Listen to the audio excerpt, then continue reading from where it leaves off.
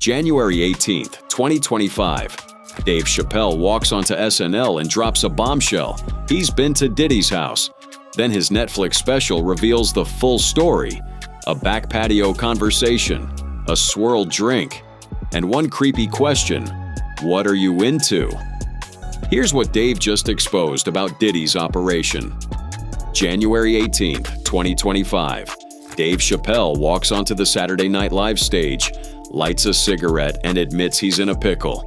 Being famous doesn't feel fun anymore. It feels like storming the beaches of Normandy while keeping a smile on your face. Now, I'm serious, man. You know what it is, man? It's just no fun being famous anymore. It's like y'all made it scary. You know what it feels like being famous? And scary is the right word. It feels like, and I'm not being... The conversation shifts to Diddy. Chapelle's friends keep asking if he knew anything about those parties everyone's been talking about. The freak-offs, the allegations, the federal RICO case that somehow targets one man alone. Unprecedented in the hip-hop world. I've been in trouble in my day. Well, I've been in a lot of trouble in my day, but man, let me tell you something. This guy, Puffy, buddy, this guy is in an enormous amount of trouble. I've never... His answer: he wasn't there, didn't get invited. And when his friends hear that, they give him a look. The kind that makes you question yourself. A lot of my friends ask me, they say, Dave, did you know anything about those freak-off parties? I'd be like, nah, man. But the SNL monologue was just the beginning. December 20th, 2025, Chapelle drops his Netflix special, The Unstoppable, and finally tells the full story. Turns out he has been to Puffy's house, not to some massive party with hundreds of people, a smaller gathering, intimate, the kind of night where you actually talk to your host. I walked to that man's living room, Chapelle recalls. House is clean, traction on the floor, nothing slippery. You walk right through, perfectly normal evening. Nothing about the setting raised alarm bells, no obvious red flags, no baby oil bottles lining the walls. Just a regular night at a celebrity's house in Los Angeles. And then every once in a while, something terrible happened. Wow! And I'm like, oh no! Puffy got hit!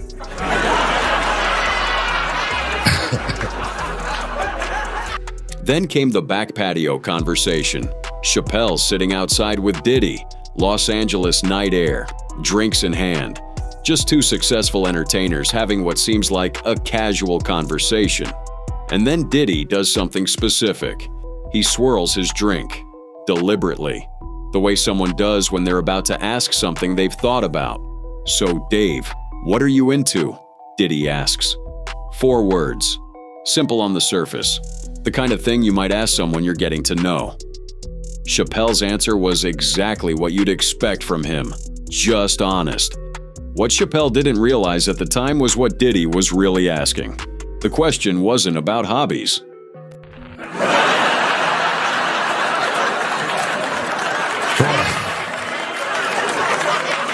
That's a tough way to find that out.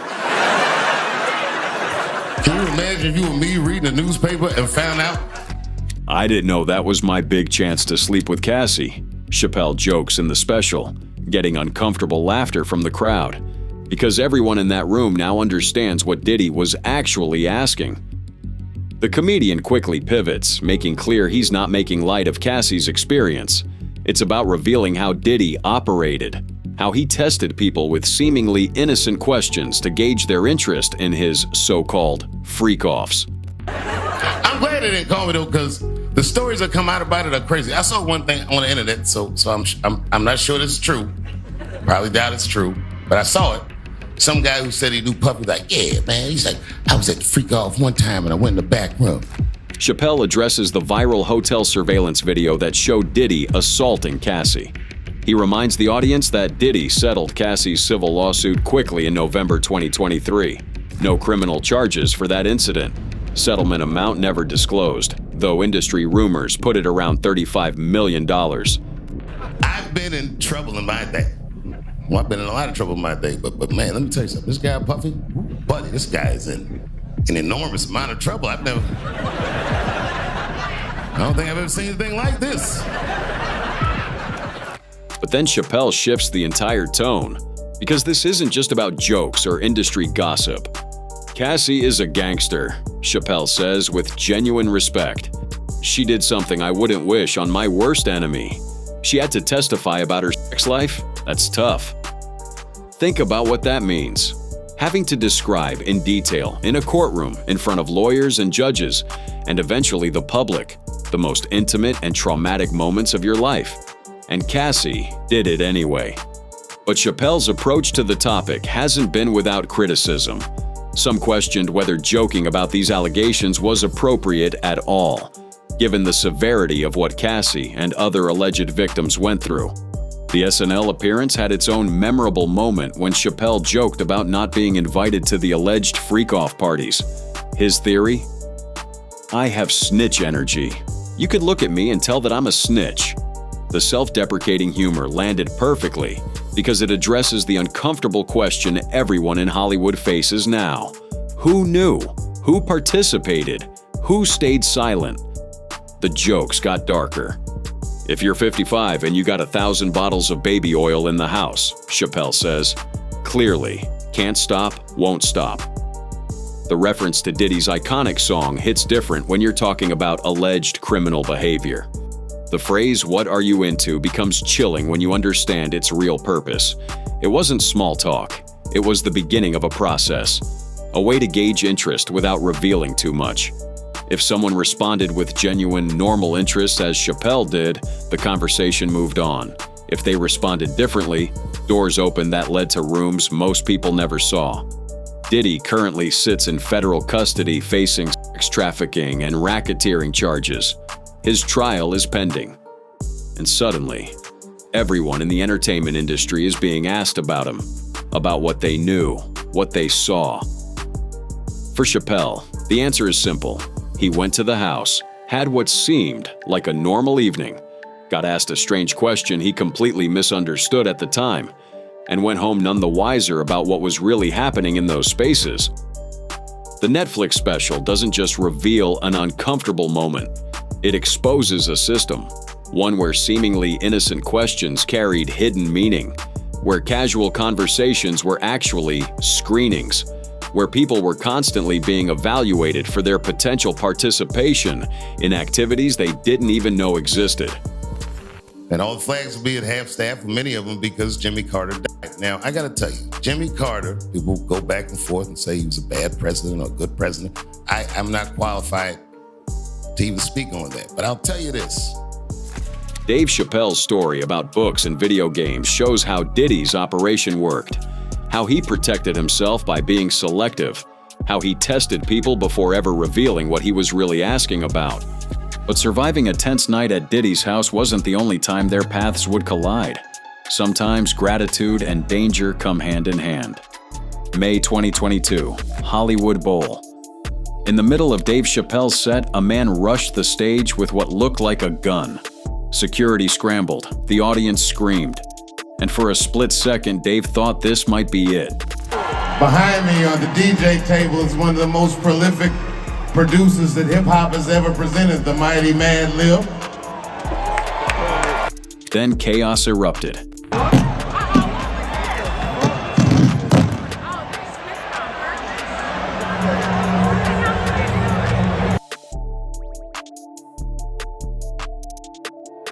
The attacker had a knife disguised as a handgun. Security rushed in but struggled to respond. And in that moment of pure terror, someone else jumped into action. Someone who wasn't security. Someone who just happened to be in the audience that night. Sean Diddy Combs. According to the LAPD, the assailant, who was in the audience, carried a knife that looked like a gun, climbed onto the stage and attacked Chapelle in the middle of his set. According to Dave, Diddy physically tackled the attacker, got him off completely, helped subdue him while security was still finding their footing. Security slipped and stumbled trying to reach the stage, but Puff took action. The man who the world now knows for horrific allegations saved Dave Chappelle's life that night. Wait, I gotta see this.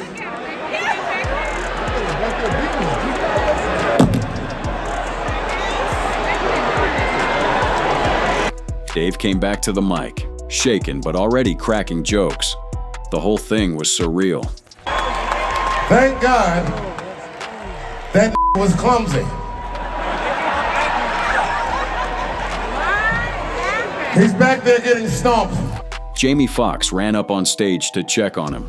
Chris Rock, who'd performed earlier that night, came back out too and made a joke asking if it was Will Smith.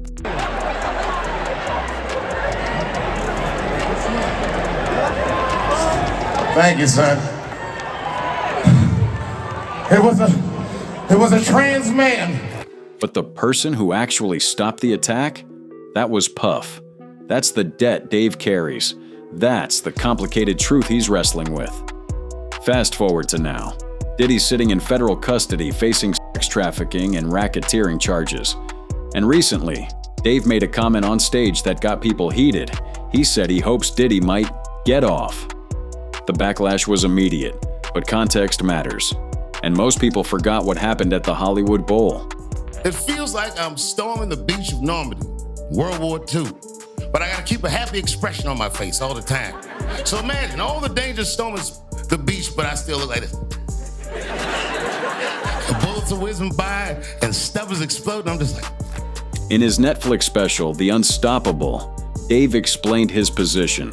Not defending Diddy's alleged actions, not dismissing the victims, just being honest about the human complication of owing someone your life. When I got attacked in LA, at the Hollywood Bowl, people forget Puff was the guy that tackled my attacker, Dave told the audience.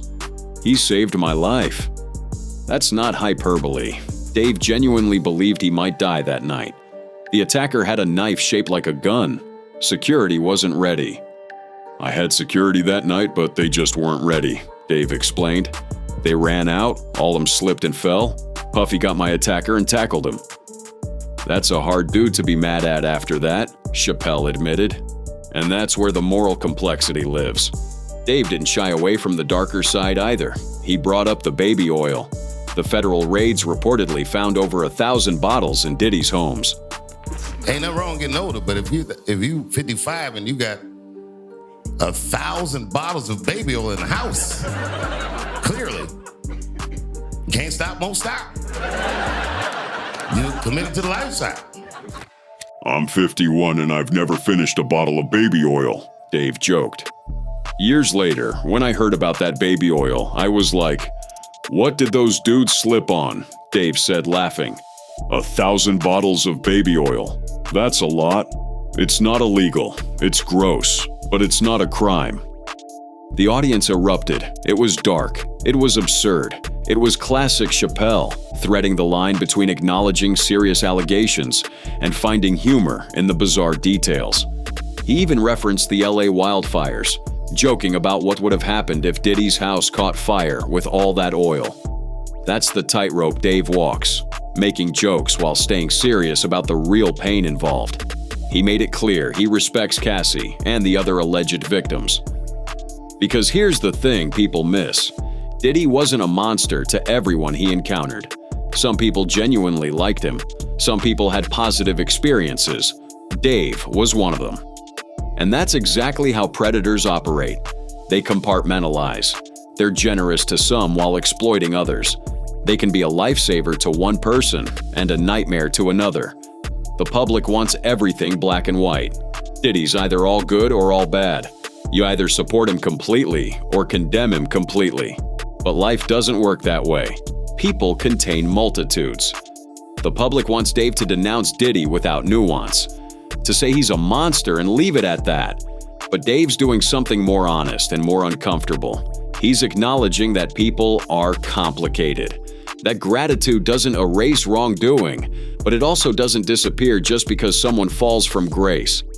When he pivoted in the special to talk about empathy and leadership, contrasting figures like Jimmy Carter with those who lack humanity, the subtext was clear.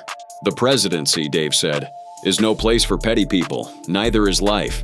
We need more empathy, more nuance, more willingness to sit with discomfort. That's what Dave's doing with the Diddy situation. He's sitting with discomfort.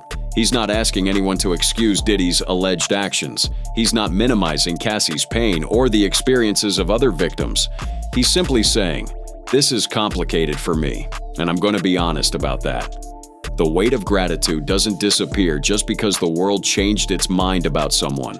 When someone literally puts their body between you and danger, that creates a bond that doesn't just vanish when their crimes come to light. What makes Dave's position even more complicated is that he's not alone in this experience. Plenty of people worked with Diddy, partied with him, benefited from his generosity. Some of them are staying silent. Some are pretending they never knew him. Dave? He's being uncomfortably honest about the conflict.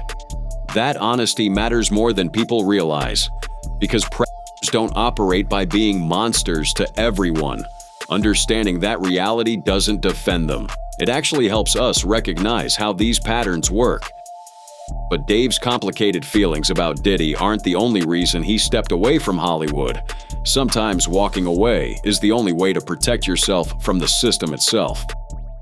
January 2024, Katt Williams drops a bomb on Club Shay Shay that nobody saw coming. 83 million views later, people are still trying to piece together what he really said about Dave Chapelle, Diddy, and that infamous $50 million deal. The one comedian that we've been sitting here doing this interview that you hold in very high regard is Dave Chapelle. Dave Chapelle walked away from 50 million. You said it was more. Tell the story. That's right. For almost 2 decades, the narrative stayed simple. Dave walked away from Comedy Central. $50 million left on the table. Season 3 never happened. Everyone said he lost his mind, mental breakdown, couldn't handle success. The narratives Hollywood wanted you to believe. But Katt's not buying it. What Dave experienced went deeper than just money, way deeper. And if you know anything about how Hollywood operates, the price tag on those deals isn't always printed in dollars. Williams knows this firsthand. Now, I've had to turn down $50 million 4 times. 4 times. Just to protect my integrity and that I was telling you about. Right. Because P. Diddy be wanting to party. 4 times. 4 separate occasions where $50 million sat on the table, and Williams said no. Then he said something that made Shannon Sharpe nearly fall out of his chair. Something about Diddy wanting to party. Something about having to tell him no. Something about having receipts. The dress code was part of it. Both Dave and Katt have been vocal about Hollywood's obsession with putting black comedians in dresses. Dave questioned it on Oprah years ago. Katt turned down Big Mama's House too for the same reason. I mean, but you know, some of these people... Martin tried to put me in my first dress. When he had to go on his hiatus, he tell me, "Katt, when I come back, I need you. You my young partner, you my brother in comedy. When I come back, just promise me that my next movie, it'll be me and you. We gonna do it together." Martin Lawrence had promised Katt a buddy cop movie. What he got instead was Big Mama's House 2. Another dress role, another compromise. We could be playing a dog catcher this time. Why do we need to be in a dress? And I get so mad, I say, "You don't want me. You want Brandon T. Jackson." And that's who they went and got. Twice I said it, they went and got him. Just like I'm telling you, I had that other dude's work. But the dress situation, that's just surface level. The real corruption runs deeper. Harvey Weinstein deep. They canceled me for talking about Harvey Weinstein before the thing came out, but he offered to suck my piss in front of all my people at my agency. What am I supposed to do? Katt got canceled for talking about Harvey before the hashtag #MeToo movement made it acceptable. The industry protects its predators until it can't anymore. The industry doesn't mess with Katt because he didn't show up for the studio. No studios have ever said that. Look at my IMDb. It will show you that no studio has ever lost money with me on the script. 30 years of collecting secrets. That's what made him dangerous. When you know too much, when you refuse to play ball, they try to silence you, call you difficult, call you crazy, blackball you. Which brings us back to Dave and that $50 million Comedy Central deal. 2003, Chappelle's show became the biggest thing on cable. Season 1 sells 1.2 million DVDs in the first week. Season 3 gets greenlit. Production starts, and then Dave just vanishes. Flies to South Africa without telling anyone. But Dave's been trying to tell us what really happened for years. His 2020 Instagram video, Unforgiven, laid it all out. All right, here's the story. I started doing stand-up comedy when I was 14. I'll never forget the first time I was on stage. The guy that introduced me was a guy named J.T. Newton. Dave learned early what this business does to people. From that first microphone, he knew he was home. About a year into it, when I was 15 years old, I had written a joke during the AIDS epidemic about having a good year. Something, I don't even remember the joke. Something about an industrial strength by Goodyear. The exploitation started early. An older comedian asks to borrow a joke. When young Dave said no, the response chilled him. Remember, I was a 15-year-old child. This guy was a grown-ass man. He stood up over me so I could see how big he was. And he said to me, "Really? I can just take it." That's what this grown man said to a 15-year-old kid. And that's how the industry works. They can just take it, unless you're willing to walk away from everything. Then came the 3-card Monty scam in New York that took his last $60. The hustler told him something profound. The way a father would look at a child, and he said to me, "Young man, don't ever come between a man and his meal." That lesson applies to street hustlers and Hollywood executives equally. When Dave signed that Comedy Central contract, he was desperate, broke, talented, but powerless. Do you know why Prince, the famous rock star that was a friend of mine, do you know why he called himself the artist when he came back? Years later, streaming platforms made millions off Chapelle's show while Dave didn't see a penny. Perfectly legal because he signed the contract. But was it right? Oh, no, thank you, we won't. But they didn't say either of those things. They went too far. They said literally, "What do we need you for?" That's what they told me. Dave called the entertainment industry a monster, one that eats young black talent, spits them out, and keeps the profits forever. But is that right? I didn't think so either. That's why I like working for Netflix. When he walked away from that $50 million, maybe it wasn't just about money or creative control. Maybe it was about what else came with it. The parties, the expectations, the compromises required to stay in the club. But Dave found a different power. He asked his fans to boycott Chapelle's show until they paid him fairly. And it worked. Netflix pulled the show just because Dave asked. What was crazy about it? I just didn't want to do it anymore. They said I smoked crack. That's impossible. I was a devout Muslim. I didn't smoke or drink. But I do now, because you ruined my fucking life. That's real power, not the 50 million. The ability to walk away from it and still win. October 2024. Paparazzi catch Dave in West Hollywood. Someone brings up Diddy's arrest. Dave's reaction? Maniacal laughter. The kind that says, "Wait until you hear what I know."